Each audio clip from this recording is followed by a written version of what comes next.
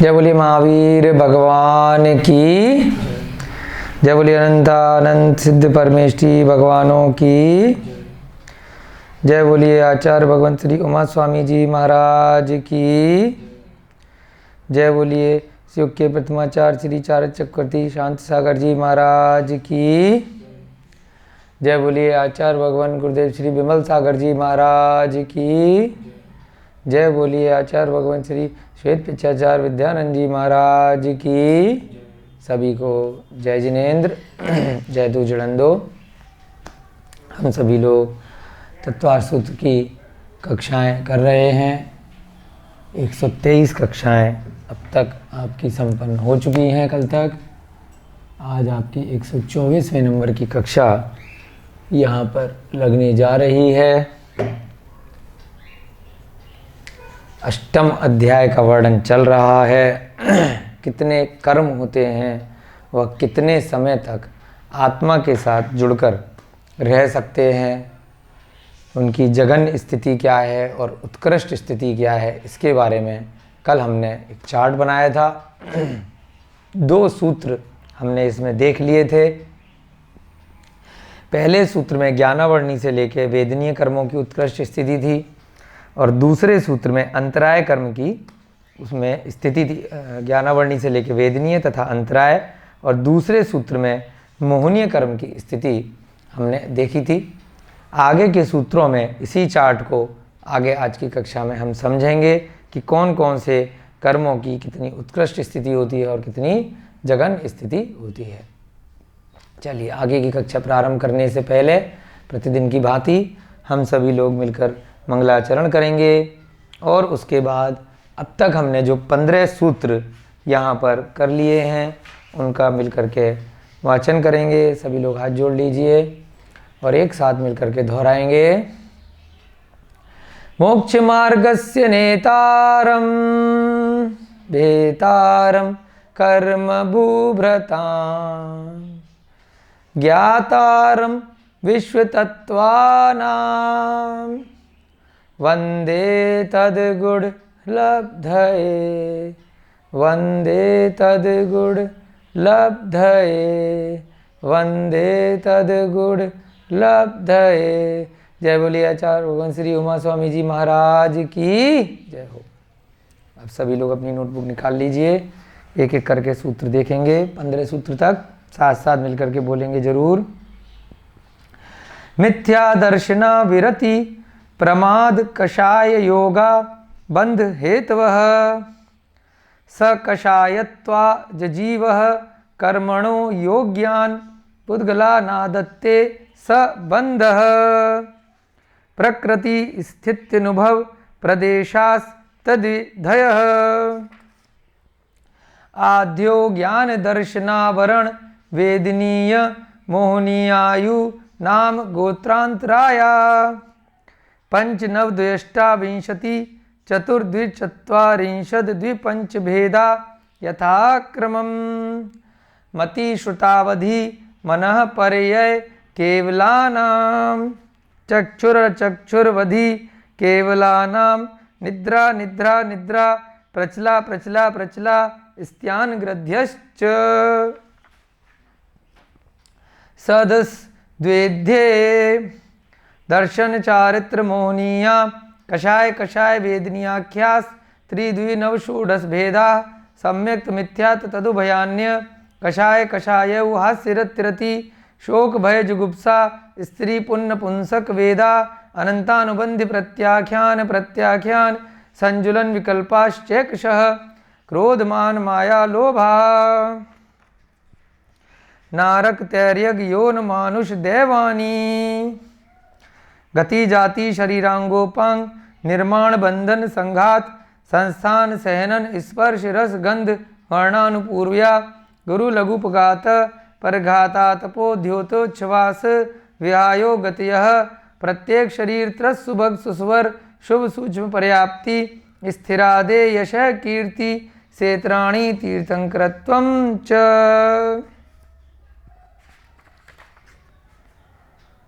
उच्चै नीचैश्च दान लाभ भोगोपभोग वीर्याणाम आदितस् तिसृणामन्तरायस्य च त्रिंशत् सागरोपम कोटिकोटयः परा स्थिति सप्तति मोहनीयस्य।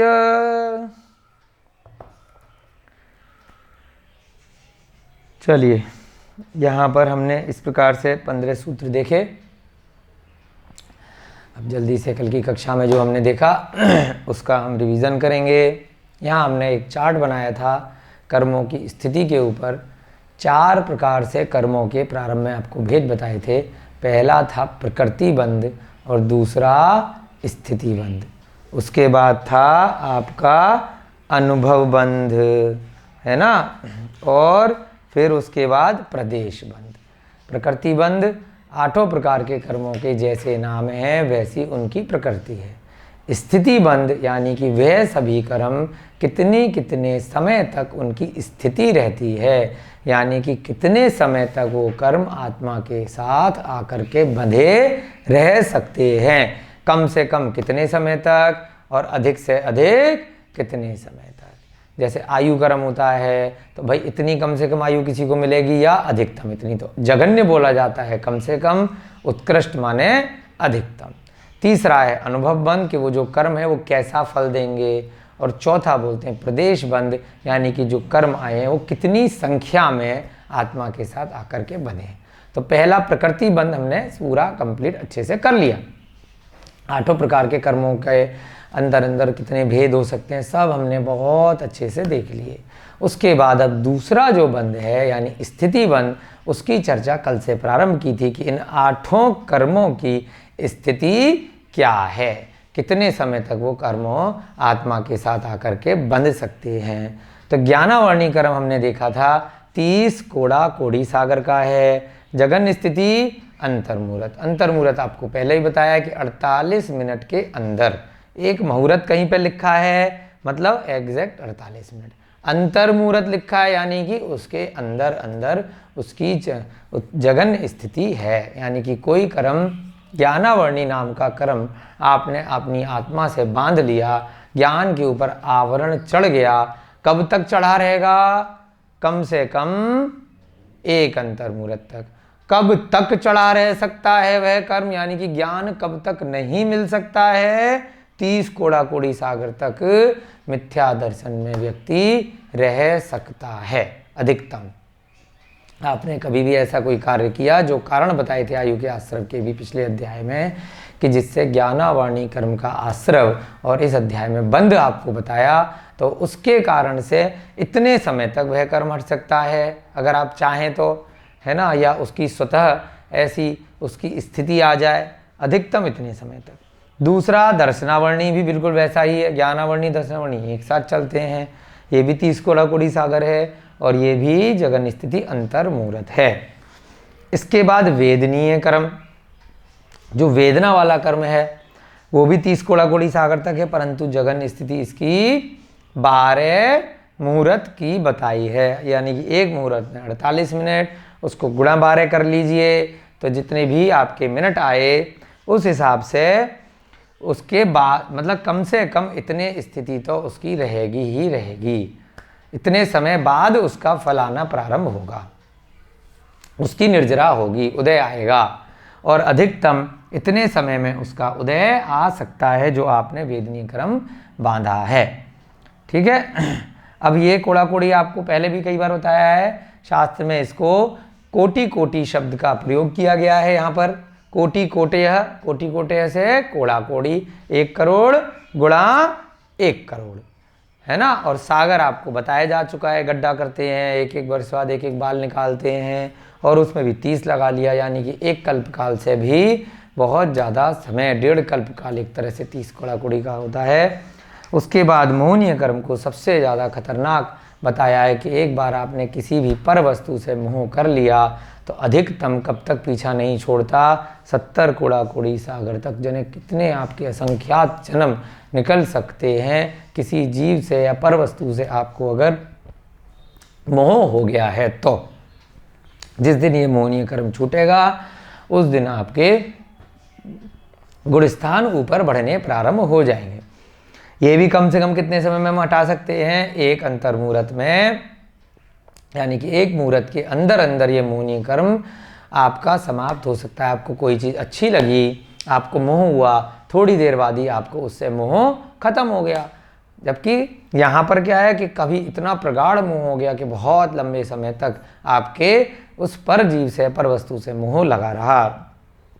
आयु का यहाँ पर कोड़ा कोड़ी शब्द नहीं है, आपको ध्यान देना है, क्योंकि मैक्सिमम आयु 33 सागर की सर्वार्थ सिद्धि में हो सकती है या नीचे 7वें नरक तक हो सकती है। इससे ज़्यादा उत्कृष्ट स्थिति आयु कर्म की नहीं होती है। और कम से कम कोई सूक्ष्म जीव हैं, पैदा होती है उनका मरण हो गया, तो आयु कर्म कम से कम कितना हो सकता है? एक अंतर मुहूर्त का। अब सूक्ष्म जीवों के लिए आचार्य महाराज ने 6 डाला में भी पंडित दौलत राम जी ने बताया है कि एक सांस जितनी देर में हम लेते हैं उसमें 18 बार सूक्ष्म जीवों का, स्थावर पर्याय के जीवों का जन्म मरण तक हो जाता है, 18 बार। तो वो सब उनकी अंतर मुहूर्त की ही आयु रहती है, एक मुहूर्त से अंदर अंदर। नामकर्म, जो हमने 42 प्रकृतियां देखी थी नामकर्म की, उसमें भी अधिकतम कब तक उसका आ सकता है? 20 कोड़ा कोड़ी सागर, यानी एक कल्पकाल तक। इसका जो जगन्य है 8 मुहूर्त है। इसी प्रकार से गोत्र की भी सेम रहती है, नाम और गोत्र की 20 कोड़ा कोड़ी सागर और 8 मुहूर्त। जैसा शरीर मिलेगा उसी हिसाब से आपको उच्च और नीच गोत्र की भी आयु का जो स्थिति है वो 20 कोड़ा कोड़ी सागर और 8 मुहूर्त जगन्य है। अंतराय कर्म के बारे में हमने देखा था कि जैसे ऊपर वाले 3 हैं, ज्ञानावर्णी, दर्शनावर्णी, वेदनीय, 30 30 30, वैसे ही अंतराय का भी 30 कोड़ा कोड़ी सागर, और ये जैसे दोनों का अंतर मुहूर्त है। यहाँ पर वेदनीय का 12 मुहूर्त है और इसका क्या है? इसका भी अंतर मुहूर्त ही है। ठीक है, चलिए ये यहाँ पर आपका अब सूत्र प्रारंभ करते हैं। अगला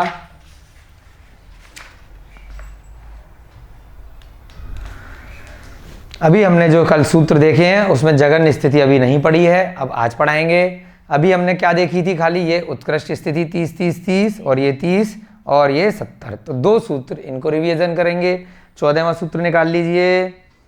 आदितस्ति श्रणामंत रायस्य च 30 सागरूपम कोटि कोटयः परा स्थिति। आदितस यानी आदि के, तृष्णाम यानी 3, आदि के, ज्ञानावर्णी, दर्शनावर्णी, वेदनीय नंबर से 3, और अंतरायस्य, अंतराय क्योंकि सीरीज से नहीं है तो इसलिए अलग से अंतराय लिख दिया। अंतरायस्य यानी अंतराय के, च माने और 30 सागरोपम यानी कि 30 सागर, सागरोपम यानी 30 सागर, कोटि कोटे है यानी कि कोड़ा कोड़ी, परा माने उत्कृष्ट, स्थिति माने स्थिति, समयावधि होती है। इनका बंध किसको होता है? संगी पंचेंद्रिय मिथ्या दृष्टि के, तभी उसको ज्ञानावर्णी, दर्शनावर्णी, वेदनीय अंतराय का बंध होता है। अब मान लीजिए कल भी बताया था कोई मच्छर मक्खी है ना, उसको इतना लंबे समय के लिए बंद नहीं होगा, मन से रहित है। किसको होगा? ये जो ज्ञानावर्णी कर्म का बंध, ज्ञान के ऊपर आवरण कब आएगा? जब उसके मन है। मन कब है? जब वो संगी है यानी कि सैनी जीव है, और साथ साथ मन होने के बाद पंचेंद्रिय भी है, पशु पक्षी भी हो सकता है, मनुष्य भी हो सकता है, परंतु मिथ्या दृष्टि है यानी कि आत्मा और शरीर को एक मानता है ना, उसी में हमेशा आनंदित होता रहता है। जन्म मरण के दुखों से उसे कोई मतलब नहीं है। पूर्व जन्म में, वर्तमान जन्म में, भविष्य के जन्म में उसका विश्वास नहीं है। जिनेंद्र भगवान के ऊपर, उनके बताए गए मार्ग पर उसको बिल्कुल भी श्रद्धा, आस्था नहीं है। तो वो कौन है? मिथ्या दृष्टि है। तो उसके ये वाला बंद होता है। स्थिति का मतलब यहाँ लिखवाया था, स्थिति के जो पूर्व जन्म के कर्म या पूर्व समय के इसी भव के जो कर्म हैं उनका बांधा, उनका फल या उदय कितने समय तक आ सकता है? कम से कम इतने समय में आ सकता है, अधिकतम इतने समय तक वो कर्म आत्मा से चिपक करके दिखाई नहीं देते, परंतु कर्म वर्गणाओं के रूप में, कार्मण शरीर के रूप में आत्मा से चिपक जाते हैं। ठीक है, चलिए आगे बढ़ते हैं। 15वां सूत्र, सप्तति मोहनीयस्य अब इसमें पूरी लाइन नहीं लिखी, खाली सप्तति माने 70, मोहनीय से यानी मोहनीय क्रम का, तो मोहनीय क्रम का 70 है। अब क्या 70 है, पिछले सूत्र में दे ही दिया था, सागरोपम और कोटि कोटे है, यानी कि मोहनीय क्रम का 70 कोड़ा कोड़ी सागर है। आचार्य महाराज बाकी के शब्द बार बार रिपीट नहीं करते हैं। सबसे ज़्यादा समय आप देख सकते हैं इस पूरे चार्ट में 70 कोड़ा कोड़ी सागर मोहनीय क्रम का ही है। यही क्रम सबसे ज़्यादा खतरनाक है, इसी से हमें बचना है। किसी भी पर वस्तु से बिल्कुल राग द्वेष से रहित होकर समता भाव के साथ में हमें अपना जीवन यापन करना है। जरा भी हमें राग या द्वेष होता है तो उसी समय हमें नए नए कर्मों का आश्रव और बंध होना प्रारंभ हो जाता है, और वह सारे कर्म फिर भविष्य में आकर के अपना फल देते हैं, फिर उस समय नए कर्म बन जाते हैं फल देने के समय पर। तो ये संसार चक्र इसी प्रकार से चलता रहता है।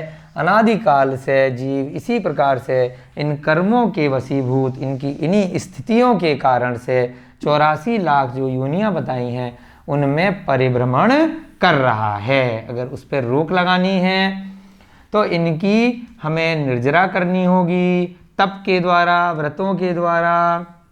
वो निर्जरा और संवर का जो अध्याय है वो अगले अध्याय से आपको बताया जाएगा। व्रतों की चर्चा तो आपने पहले कर ही ली है, तो वो कैसे की जाएगी अभी बता रहे हैं कि कैसे उनकी स्थिति होती है। चलिए आगे के सूत्र देखते हैं। आज कोशिश करके ये सारे की सारे सूत्र जो चार्ट में है बहुत आसान है, क्योंकि चार्ट आपने पहले बना लिया है, वो जल्दी जल्दी से आपके आसानी से आज हो जाएंगे। विंशति नाम गोत्रयो, विंशति नाम गोत्रयो, विंशति नाम गोत्रयो, ना के ऊपर रा लगाएंगे तो क्या बन जाएगा, विंशति, रा आ गया तो विसर्ग लग गया, नाम आ गया, यहां से रा हट गया, फिर क्या बन गया, गोत्रयो। विंशति नाम गोत्रयो, यहाँ पर भी विसर्ग है और इस वजह से यहाँ भी आ जाएगा। विंशति का मतलब आपको बहुत अच्छे से अब तक पता है, इतनी तो संस्कृत आप सीख ही गए, 8वें अध्याय पे पहुंच गए हैं। विंशति माने 20, नाम माने नाम कर्म, गोत्रयो माने गोत्र कर्म। पिछले सूत्र में क्या लिखा, सप्तति मोहनीय से, यानी कि 70 मोहनीय कर्म का। यहाँ क्या लिख दिया, विंशति नाम और गोत्र का। तो अब यहाँ पे देखिए, नाम कर्म ये छठा वाला, गोत्र कर्म ये 7वें नंबर का। इन दोनों का अब परा स्थिति बार बार प्रयोग नहीं कर रहे, अभी किसकी बात चल रही है, परा यानी कि उत्कृष्ट स्थिति। बहुत आसानी से आपके समझ में आ गया। अर्थात नाम और गोत्र कर्म की, अर्थात नाम और गोत्र कर्म की उत्कृष्ट स्थिति यानी परा स्थिति 20 है। 20 है का मतलब क्या है, 20 कोड़ा कोड़ी, क्योंकि पिछले सूत्र से ही लगा के चलेंगे, सागर है। एक बार जिस शरीर के हिसाब से आपने कर्म का बंध कर लिया 42 प्रकार से, तो वह अधिकतम 20 कोड़ा कोड़ी सागर में उसका उदय आ जाएगा। तीर्थंकरत्वम च भी नाम कर्म के अंदर ही 42वीं प्रकृति थी, और कम से कम कब तक आ सकता है वह हम आगे के सूत्रों में देखेंगे, वो इस चार्ट में यहाँ बताया है। यानी कि नाम और गोत्र की दोनों की जघन्य स्थिति 8 मुहूर्त है, वो अगले सूत्रों में आएगी। अधिकतम कब तक आ सकती है, गोत्र आपने उच्च या नीच गोत्र का बंद कर लिया, कब तक आ सकता है उसका बताइए। बिल्कुल ठीक, सही कहा आपने, 20 कोड़ा कोड़ी सागर तक उसका उदय आ सकता है। चलिए बहुत आसान से सूत्र हैं। इसके बाद अगला सूत्र देखेंगे, 17वें नंबर का सूत्र, त्रयस्त्रिंशत् सागरोपमान्यायुषः। त्रयस्त्रिंशत्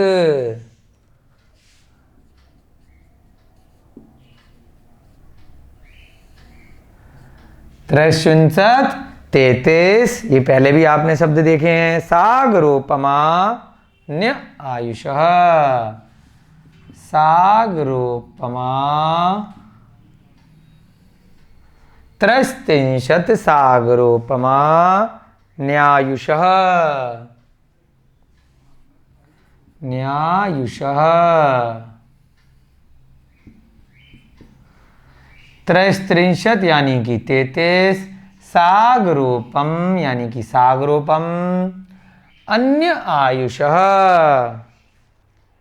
सागरोपमान्य, सागरोपमान्य पूरा शब्द लेंगे और यहां से आयुषः।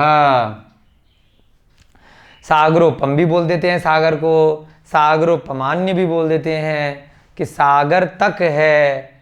क्या मतलब निकला इसका? आयुषः यानी कि आयु कर्म। त्रयस्त्रिंशत् यानी कि 33, सागरोपमान्य पूरा लगा देंगे। उसके बाद आयुषः। सागरोपम या सागरोपमान्य दोनों एक ही बात होती है संस्कृत में। त्रयस्त्रिंशत् का मतलब 33, सागर। यहाँ पर क्योंकि सागरोपमान्य लिख दिया तो इसलिए यहाँ पर कोटि कोटि नहीं लगाएंगे। यहाँ पर कुछ सागरोपम नहीं लिखा था तो जो पिछले में चल रहा था सूत्र में उसी हिसाब से लगेगा। सप्तति मोहनियत से लिखा था 15वें में, वहाँ भी सागरोपम शब्द का प्रयोग नहीं करा तो पिछले सूत्र के हिसाब से चला। लेकिन यहाँ पर अलग से सागरोपमान्य लिख दिया तो यहाँ कोटि कोटयः नहीं लगेगा। ठीक है। आयुषः यानी कि आयु कर्म, अर्थात एक बार आपने आयु बांध ली तो मैक्सिमम आप कितनी आयु बांध सकते हैं अगले भवों के लिए? 33 सागर की आयु बांध सकते हैं। अर्थात आयु कर्म की उत्कृष्ट स्थिति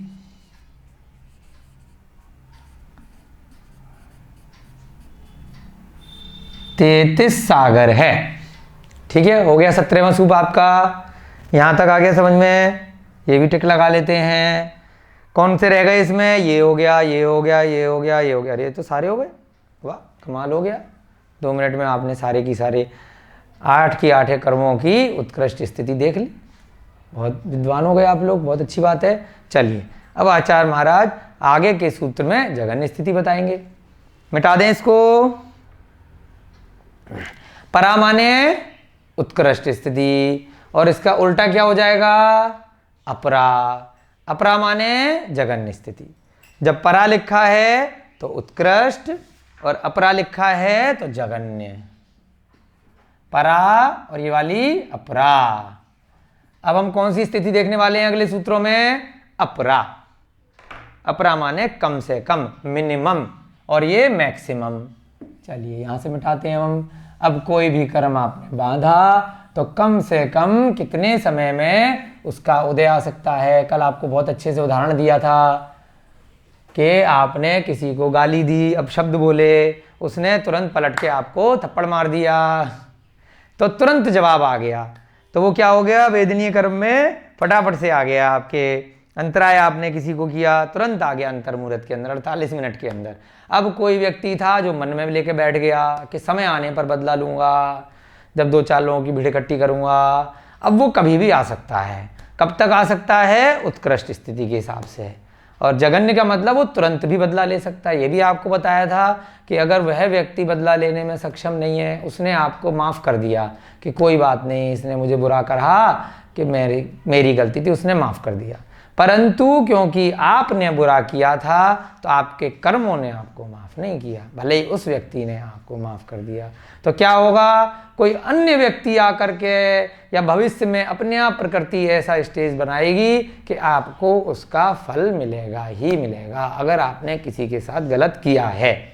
भले ही उस व्यक्ति ने तो आपको मन से माफ़ कर दिया, लेकिन जब तक आपने अपने मन से उसके लिए प्रायश्चित नहीं लिया, उसके लिए शोक नहीं मनाया कि मुझसे गलती हो गई, हे प्रभु मुझे क्षमा करो, आपने आगे बढ़ कर के माफ़ी नहीं मांगी, तब तक वह कर्म आपकी आत्मा में बंधे रहेंगे और वह आपको अच्छा या बुरा यानी कि प्रशस्त या अप्रशस्त उसके अनुरूप जैसा कर्म आपने बांधा था आपको फल अवश्य मिलेगा। आपने चोरी करी, सामने वाले को पता ही नहीं चला, उसने आपको सजा नहीं दी, बाद में उसका फल आपको उत्कृष्ट और जघन्य स्थिति के अनुसार अवश्य मिलेगा यदि आपने स्वतः उसकी कर्मों की तप आदि के माध्यम से प्रायश्चित लेकर आपने उसकी निर्जरा यदि नहीं करी।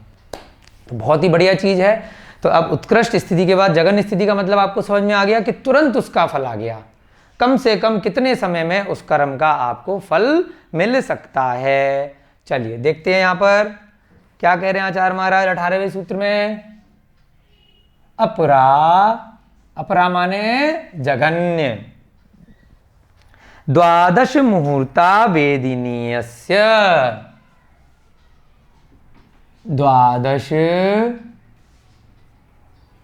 मुहूर्ता वेदनीयस्य, यानी कि आपने साता या असाता वेदनीय के रूप में जो दो भेद यहाँ पे बताए हैं, आपने सुख वाला या दुख वाला कोई कर्म बांध लिया कि भाई कोई किसी आपकी इष्ट वस्तु का आपसे वियोग हो गया है ना, या फिर अनिष्ट का संयोग हो गया। इष्ट माने इच्छित वस्तु है जो आपको प्रिय है, कोई आपका परिवारीजन हो सकता है, आपका धन हो सकता है, आपकी संपत्ति हो सकती है, वो आपसे दूर चली गई, आपको उसका बैठ करके दुख हो रहा है, वेदना हो रही है, रोग हो गया, चोट लग गई, धन संपत्ति का नुकसान हो गया, तो आपने दुख के समय पे वो आपने असाता वेदनीय कर्म बांध लिया।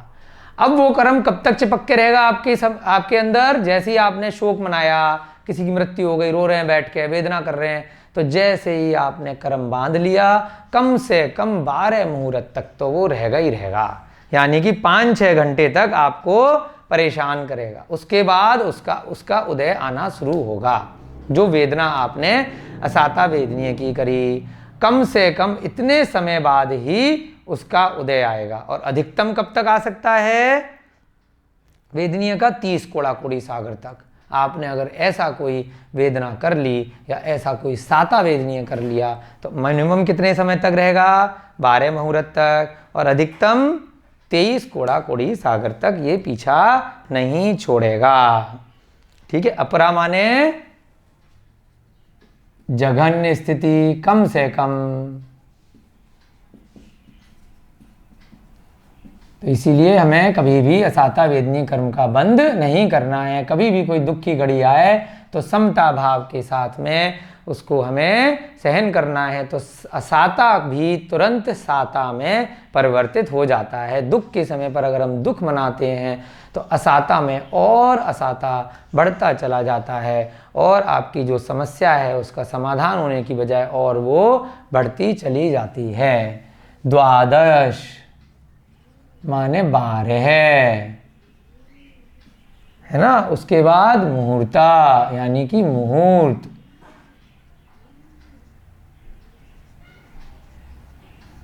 वेदनीयस्य, वेदनीय कर्म का। वेदनीय कर्म का जघन्य स्थिति कितनी है? 12 मुहूर्त है। ठीक है। अर्थात वेदनीय कर्म की जघन्य स्थिति 12 मुहूर्त है। इसके बाद ही इसका उदय आएगा अगर आपने वेदनीय कर्म का बंद कर लिया है। करिए 48 गुणा 12 बताइए कितना होता है? 48 दूनी 96 और 480, 480 और 96, 17 इतने मिनट आएगा है ना। ये 12 मुहूर्त का मतलब इतने मिनट, 576 मिनट। अब घंटे में लगाएंगे तो डिवाइड बाई 60 कर लीजिए, कितने घंटे आ रहे हैं?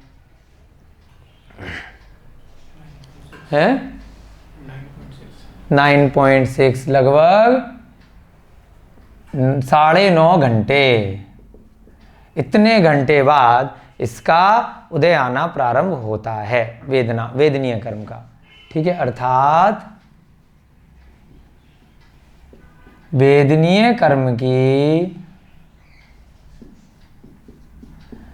जघन्य स्थिति, क्योंकि अपरा शब्द का प्रयोग यहां पे किया है, जघन्य मिनिमम वाली स्थिति कितनी है? 12 मुहूर्त है। अब यहां टिक लगा लेते हैं हम, जो जो होता जाएगा। ये हो गया, यहां से इधर लगा लेते हैं, यहां जगह है आपकी इधर।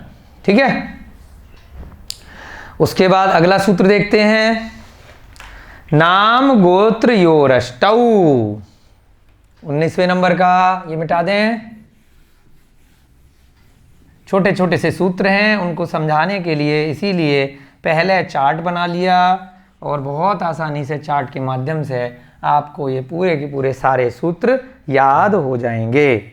नाम गोत्रयोरष्टौ, नाम गोत्रयो रष्टौ, गोत्रियो रष्टौ।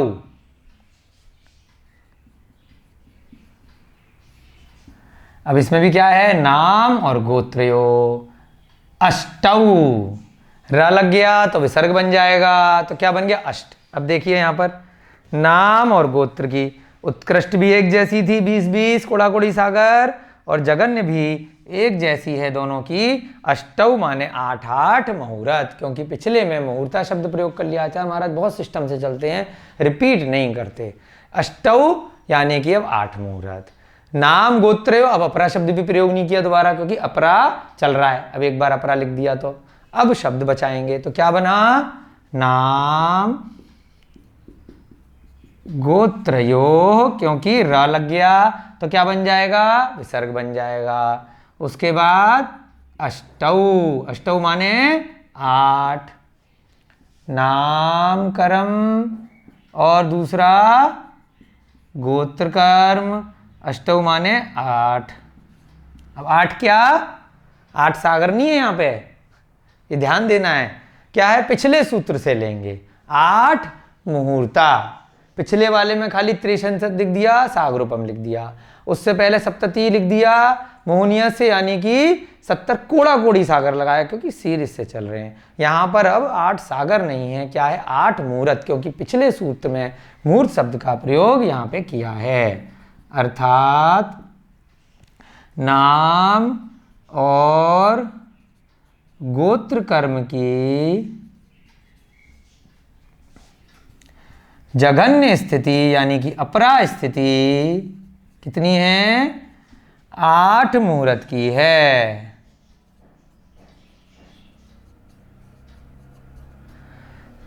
ठीक है, उसके बाद अगला देखते हैं 20वां। बहुत आसान सूत्र है, शेषाणाम अंतर मुहूर्ता। खाली एक की बता दी और एक इसकी बता दी। कितनी रह गई? 1 2 3 4 5। 5 के लिए बिल्कुल एक जैसा है सबकी। इसकी भी अंतर मुहूर्त है, इसकी भी अंतर मुहूर्त है, इसकी भी और अंत में इसकी भी। तो एक ही सूत्र में सबके नाम न लेके आचार्य महाराज ने क्या कह दिया? शेषाणाम अंतर मुहूर्ता, शेषाणाम अंतर मुहूर्ता।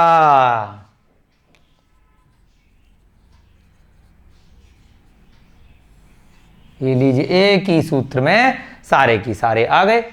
शेषाणाम अंतर मुहूर्ता, क्या बनेगा इसका अर्थ?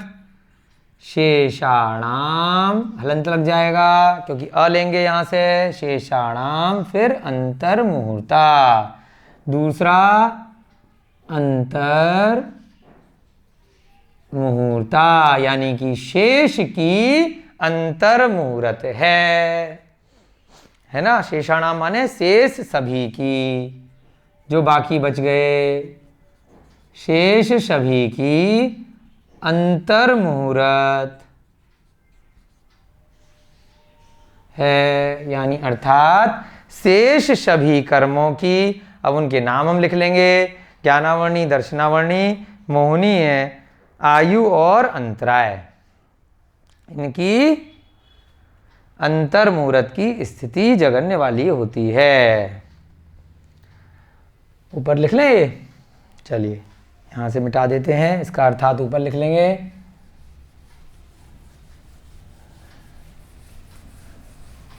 अर्थात शेष सभी की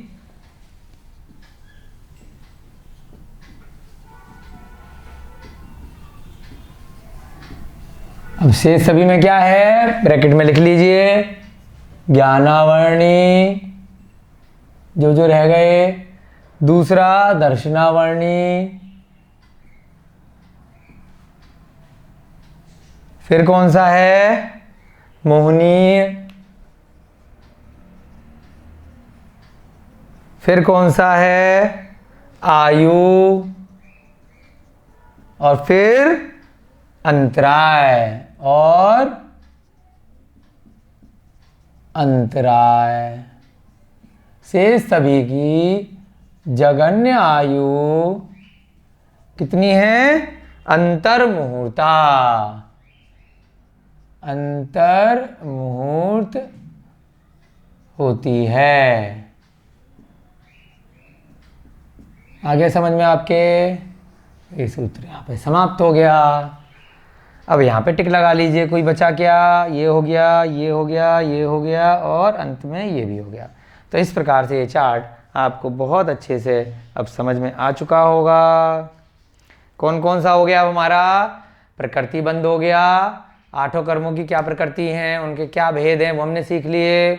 अब क्या सीख लिया हमने, उनकी स्थिति, यानी कि उनकी स्थिति बंध कैसे है, उनका कितने समय तक आकर के लगते हैं। अब तीसरा भेद क्या था, अनुभाग बंध या अनुभव बंध, है ना। आप सूत्र संख्या वापस निकाल लीजिए। आपका तीसरे नंबर का सूत्र, प्रकृति स्थिति अनुभव प्रदेशास तद्विधयः। प्रकृति बंद हो गया, स्थिति बंद हो गया, अब तीसरा क्या आने वाला है, अनुभव बंद, यानी कि अब ये सारे जो कर्म हैं, जो जिनकी स्थिति हो रही है, जो प्रकृति है, वो अनुभव कैसा देते हैं, उनका एक्सपीरियंस कैसा होता है, शुभ होता है कि अशुभ होता है, फल देने की क्षमता, उसको क्या बोलते हैं, अनुभव, एक्सपीरियंस, है ना। अब आपने कुछ खाया तो पूछा भाई ये खाने के बाद आपको कैसा अनुभव हुआ, मीठा लगा, खट्टा लगा, कड़वा लगा, तो क्या एक्सपीरियंस। आपको किसी ने कुछ बोला तो बोलने के बाद आपको अनुभव कैसा हुआ, तो ये कौन सा कर्म बताएगा, ये उसका भेद अनुभव बंध कहलाता है। अगला सूत्र देखते हैं 21वां। अब ये अनुभव बंध की बात यहाँ से प्रारंभ हो रही है कि जो आठों कर्म हैं किस प्रकार से ये अनुभव देते हैं। चलिए यहाँ से चार्ट मिटा देते हैं। अब इसका काम नहीं है ना, यहीं से लिख लेते हैं 21वां सूत्र।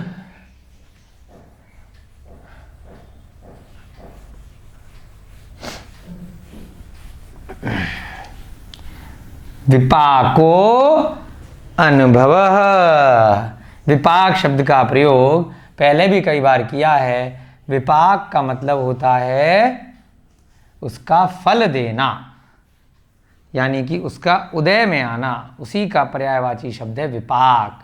आगे के अध्याय में हम देखेंगे सविपाक और अविपाक, दो भेद इसके होते हैं। सविपाक यानी फल दे करके कर्मों की निर्जरा हो रही है, अविपाक यानी कि फल ना दे करके उसकी निर्जरा हो रही है। एक साथ थोड़ा सा कष्ट ज़्यादा हो जाएगा। अब मान लीजिए कि आपके शरीर में कहीं पर आपको दर्द हो रहा है, ठीक है। अब आप उसको धीरे धीरे समय के साथ वो दर्द दवाई खा खा के दूर करते हैं, या बहुत दिनों तक आप बेड पे पड़े रहते हैं, तो धीरे धीरे वो दर्द बहुत टाइम तक दूर हो रहा है। अब आपने क्या किया कि फिजियोथेरेपी के वाले के पास गए, उसने उस जगह को बहुत ज़ोर से आपके दबाया, तो एक साथ बहुत ज़्यादा दर्द हुआ आपको, तो इकट्ठा वो दर्द फिर आपका जल्दी निकल गया। तो इसे क्या बोलते हैं कि जो धीरे धीरे बाद में जाके फल देती, धीरे धीरे रुलाती वो चीज़, एक साथ सही तरीके से वो दर्द निकल गया, है ना। तो जो धीरे धीरे उसका उदय आता भविष्य में, वो एक साथ जल्दी से आ जाना, तो उसे बोला जाता है अविपाक निर्जरा, कि बिना एक्चुअल समय पर अपना फल दिए उसकी निर्जरा पहले ही हो गई। तो ऐसे ही यहाँ पर जो सूत्र हम करने जा रहे हैं, विपाको अनुभव। विपाक माने फल देना। अब वो फल कभी भी दे सकता है, या तो अभी इकट्ठा ले लो या फिर धीरे धीरे करके ले लो। हमने घड़े से भी आयु का उदाहरण दिया था कि आयु कर्म जैसे एक घड़े में जल है, वैसे ही है, अगर घड़ा फूट गया तो वो जल एक साथ सारा फैल जाएगा। ऐसे ही एक्सीडेंट इत्यादि हो गया तो जितना भी आयु कर्म बचा हुआ था वो एक साथ झड़ जाएगा, उसके जो निषेक हैं एक साथ झड़ जाते हैं, और जीव अपनी आयु बची हुई जो होती है उसी क्षण पूरी कर लेता है, और अकाल मरण उसका हो सकता है। ऐसे ही यहाँ पर आया है विपाको अनुभव। विपाको अनुभव। अब ये साइन कब लगाते हैं संस्कृत में? जब ओ इत्यादि आ जाता है, स्वर आ जाते हैं, तो उसके बाद संधि में दोबारा से स्वर का प्रयोग नहीं करते, तो उसके लिए इस प्रकार से साइन लगा दिया जाता है लिखने में। बोलने में तो इसको विपाको अनुभव ही बोलते हैं। तो विपाको यानी कि विपाक, उसके बाद अनुभव, अब बन जाएगा यहाँ से विपाको अनुभव, यानी कि अनुभव बंद या अनुभाग बंद फल देने की क्षमता को कहते हैं। फल देना यानी कि अब आपने क्या लगाया, बीज बोया किसी चीज़ का, उसमें आपने फल एक समय बाद ही आएगा, जब पेड़ बनेगा उसका एक निश्चित समय बाद उसका फल आना।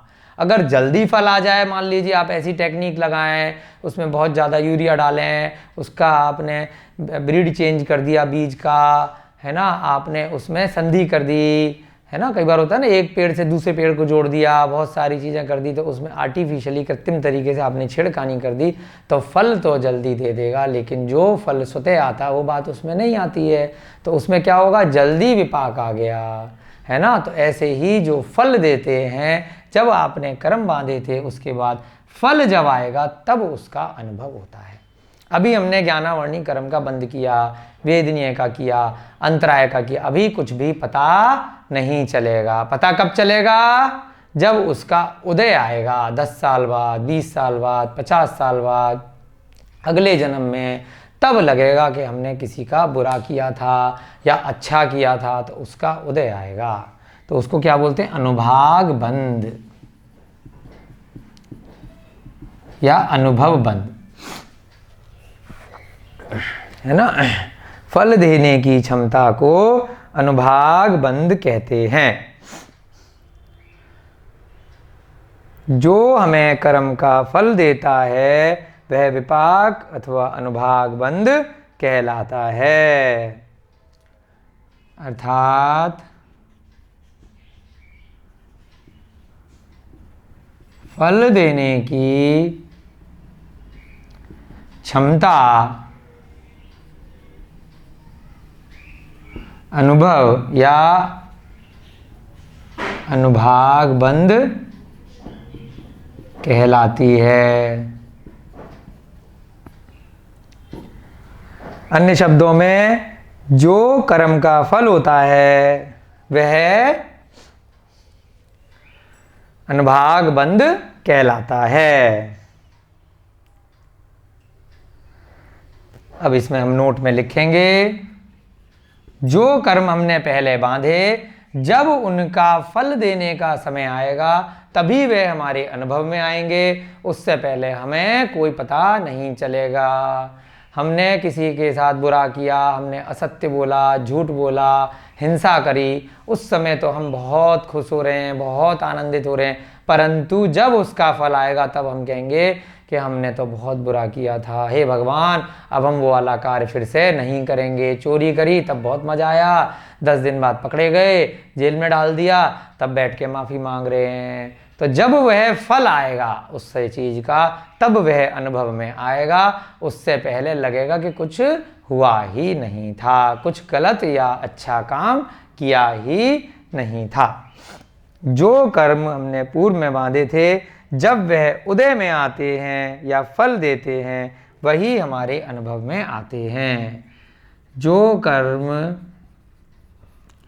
पूर्व यानी कि पहले में बांधे हुए हैं वह कर्म जब उदय में आते हैं, यानी कि उनका समय आता है कि अब उसका फल आएगा। आपने आज खेती करी तो जब उसका फल आएगा, जब उदय में आते हैं,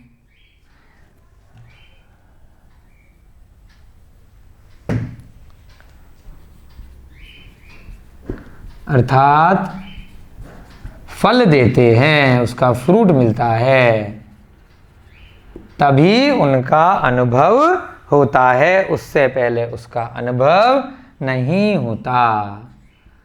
तभी उनका अनुभव होता है, उससे पहले उसका अनुभव या अनुभाग नहीं होता। बहुत ही इम्पोर्टेंट चीज़ है कि कभी भी किसी के साथ या आपके साथ में कुछ भी हो रहा है तो हमेशा मान के चलिए कि आपने वैसा ही बीज पहले कभी बोया था, उसके परिणाम स्वरूप आज जो भी चीज़ आपको अच्छी या बुरी, प्रशस्त या अप्रशस्त मिल रही है, तो यह उसी का परिणाम है ना। शुभ भाव होने पर शुभ प्रकृतियों में अनुभाग होता है और अशुभ प्रकृतियों में कम अनुभाग होता है। अशुभ भाव होने पर उसका विपरीत होता है। इसी में आप लिख सकते हैं कि यदि आपके शुभ भाव हैं तो शुभ प्रकृति का आपका अनुभव होगा, और अशुभ भाव है तो अशुभ प्रकृति का अनुभव आपको होगा। ये सब आपके भावों के ऊपर है।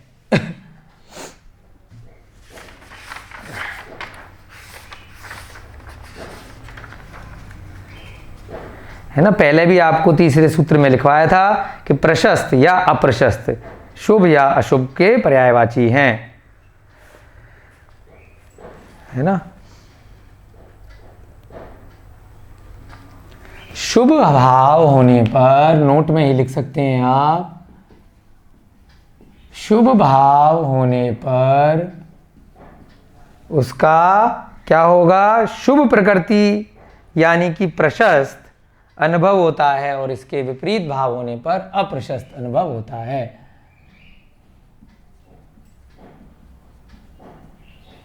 शुभ प्रकृति अर्थात प्रशस्त, अच्छा लगेगा आपको, अच्छे भाव हैं तो अनुभव होता है, और इसके विपरीत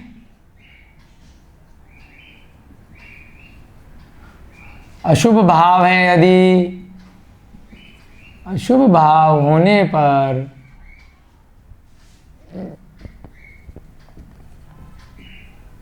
अशुभ प्रकृति अर्थात अप्रशस्त, सब बुरा लगेगा, अनुभव होता है। आप जैसे अच्छे भाव करेंगे तो भविष्य में उसी हिसाब से आपकी आत्मा से कर्म आकर के बनेंगे और आपको उसका अच्छा फल देंगे। बुरे भाव करेंगे तो आपको उसका बुरा फल मिलेगा, बुरे काम का बुरा नतीजा। बहुत बार आपने ऐसे उदाहरण सुने होंगे। चलिए, बहुत अच्छे से आपको ये चीज़ समझ में आ चुकी होगी। 22वां सूत्र देखते हैं। स यथा नाम, जैसा नाम स माने वह, है ना। वह सब कैसे हैं, अपने नाम के अनुसार हैं।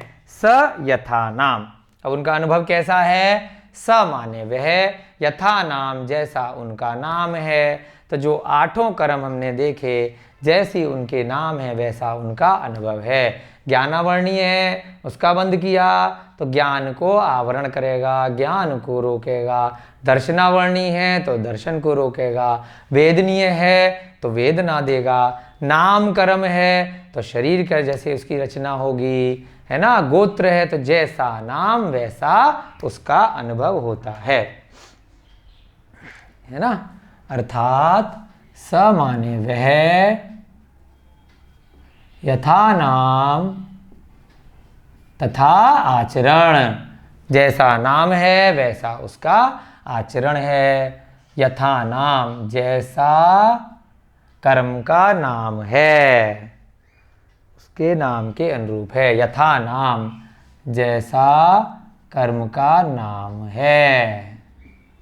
नाम माने यहां पर नेम की बात हो रही है, और यहां नाम माने शरीर के निर्माण की बात है। ये नाम कर्म है और ये क्या है? नाम, नेम, यानी कि जो आठों कर्मों का नाम है उसके अनुरूप। तो एक शब्द के कई अर्थ होते हैं, आपको यहाँ पर हमेशा ध्यान रखना है। यहाँ खाली नाम कर्म की बात नहीं है नाम में, यानी कि यहाँ पर सभी आठों कर्मों के नाम की बात है। नेम, जैसे आप लोगों का नाम है ऐसे ही इन आठों कर्मों का नाम है, उसको भी नाम बोलते हैं। और नाम कर्म के नाम से भी एक कर्म है, ये भी एक बात है। ठीक है, जैसा कर्म का नाम है वैसा ही उसका फल होता है। अर्थात जैसा कर्म का नाम है उसके अनुरूप ही उसका फल होता है ना। उदाहरण, ज्ञानावरणी कर्म ज्ञान का आवरण करता है। ज्ञानावरणी कर्म ज्ञान पर आवरण करता है, अर्थात ज्ञान को रोकता है। ज्ञान का आवरण करता है, अर्थात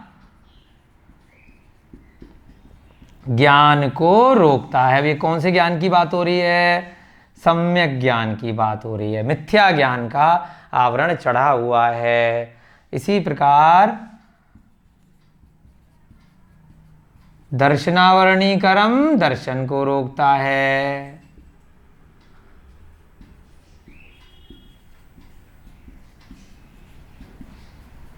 अंतराय कर्म आपके कार्यों में अंतराय पैदा करता है। वेदनीय कर्म वेदना का अनुभव कराता है। मोहनीय कर्म मोह कराता है ना।